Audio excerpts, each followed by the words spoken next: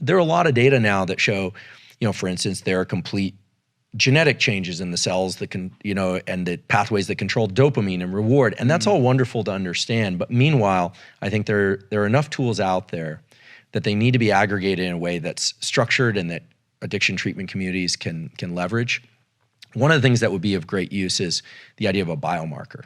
So you described that, and it's really a beautiful example of how when early on you might be able to intervene, but later it gets much harder. We need biomarkers that are going to tell us, for some people, or their family, that somebody's at risk. The same way you have biomarkers. Like some kind of Whoop device, right? Well, I think it's going to come from once you know how well somebody is regulating their own autonomic nervous system, you can predict pretty well whether or not they're going to succeed or fail in making good decisions.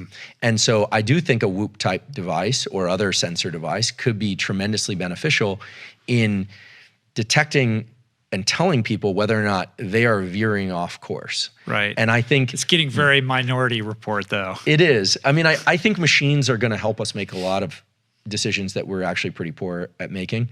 But the simplest of those that we might see in the next 2 or 3 years is saying, look, you've been working extremely hard on your book. You're doing very well, but you're going to need an extra hour of sleep. I mean, that's essentially what Whoop is doing for you.